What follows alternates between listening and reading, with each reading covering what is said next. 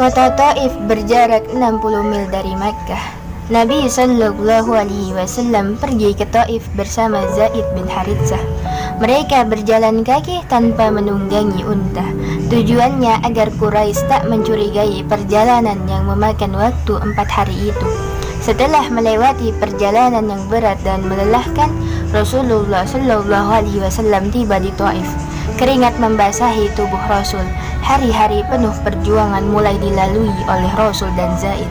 Rasulullah Shallallahu Alaihi Wasallam berada di Taif selama 15 malam. Selama itu Nabi Shallallahu Alaihi Wasallam mengunjungi sejumlah pasar dan tempat pertemuan. Setiap kali berjumpa dengan orang, beliau mengucapkan salam dan menyeru untuk mengikrarkan kalimat La ilaha illallah Muhammadur Rasulullah. Jika bertemu orang-orang Yahudi, Nabi Muhammad langsung mengenakan ajaran yang bawanya. Bertemu orang Nasrani, Rasulullah melakukan hal yang sama. Begitu pula saat bertemu orang-orang musyrik. Suatu saat Rasulullah Shallallahu Alaihi Wasallam bertemu dengan penduduk Taif. Beliau langsung menawarkan agama Islam kepada mereka, tapi ajakan tulus itu ditolak mentah-mentah.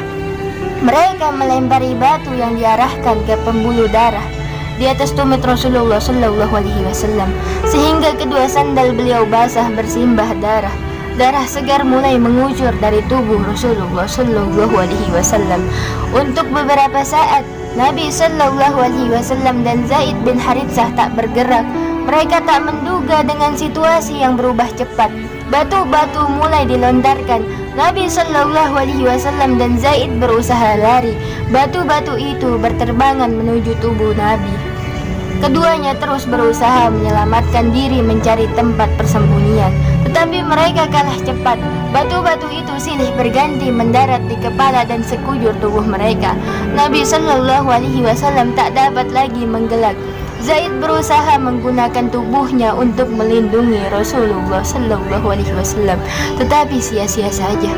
Batu itu datang bagai hujan deras yang turun dari langit, menghujani tubuh mereka tak kenal henti. Manusia mulia itu terus berlari menghindari amukan penduduk Taif, hingga Rasulullah Shallallahu Alaihi Wasallam berlindung di balik tembok milik Utbah dan Syaibah, dua orang putra Rabi'ah yang terletak 3 mil dari kota Taif. Setelah merasa aman, Nabi Shallallahu Alaihi Wasallam menghampiri sebuah pohon anggur lalu duduk di sana.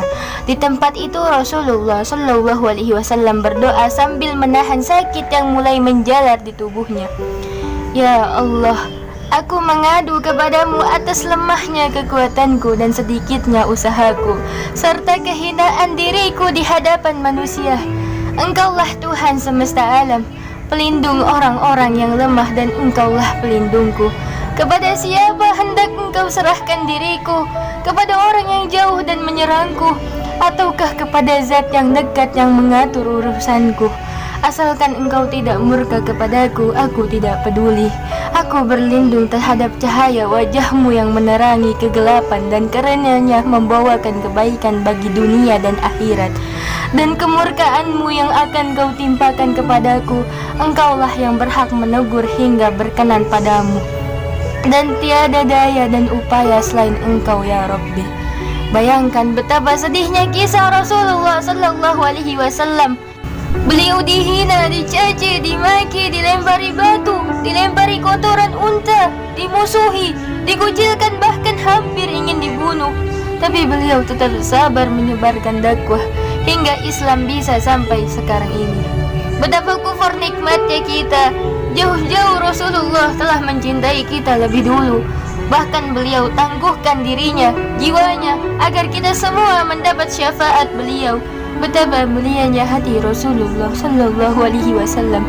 Sedangkan kita ini umat yang kufur nikmat. Apa yang telah kita berikan untuk beliau? Apa yang telah kita balas untuk beliau? Tidak ada kan? Kita hanya mampu terus-menerus membuat sedih hati kecil beliau, tanpa harus berpikir bagaimana hati Rasulullah melihat umatnya sekarang seperti ini.